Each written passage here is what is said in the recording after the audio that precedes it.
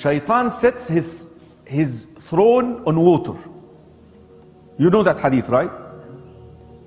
And he basically gives incentives to his helpers from the jinni. Whoever does the best job today in misguiding Muslims, I will place the crown with my own hands on your head. Disperse. Then the jinn would disperse to do their mischief.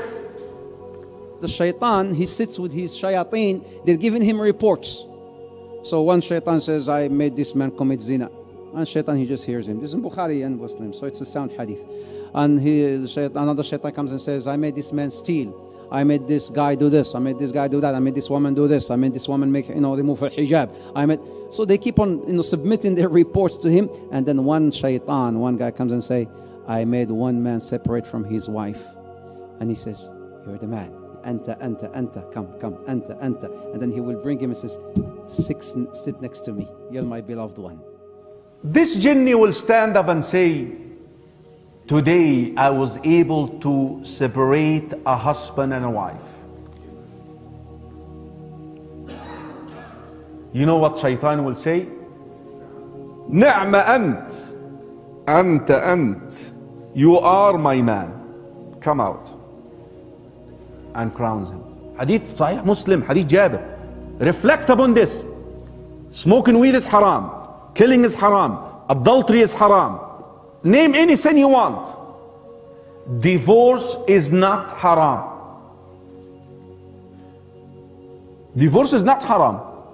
Why is he so excited? He's so happy about divorce. Why? Your enemy always likes to do what? Divide and conquer. Now he is able to divide the first unit in the community. Because look at your community. The community is made of what? Units. Imagine a wall, bricks. The family is the first brick in the community.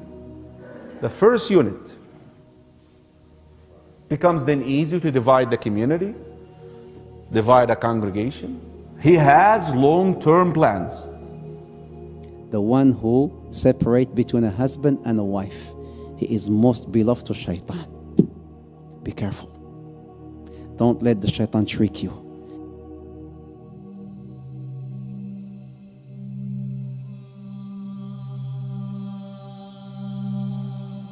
Iblis' throne. So people have been talking about Iblis. Where is he? His throne.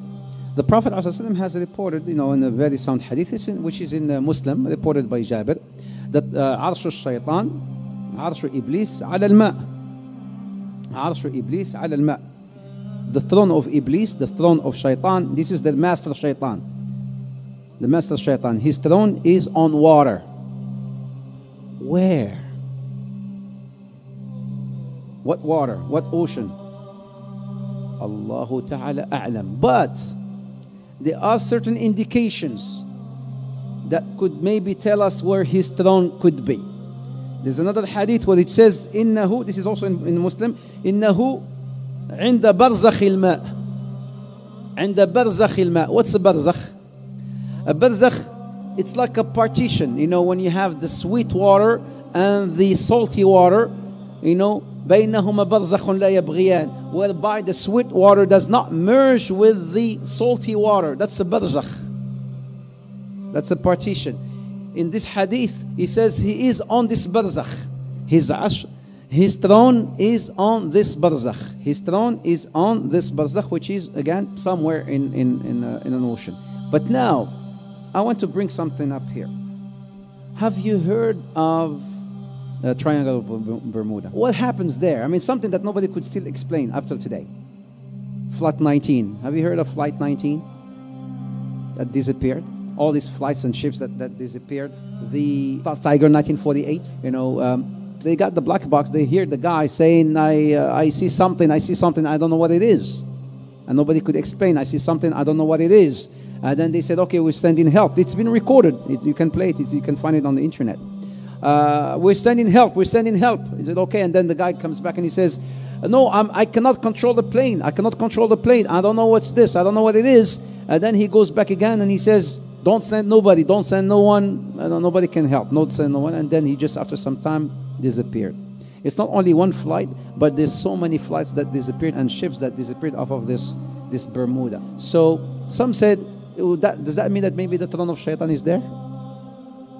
Allahu Ta'ala A'lam, but it could be.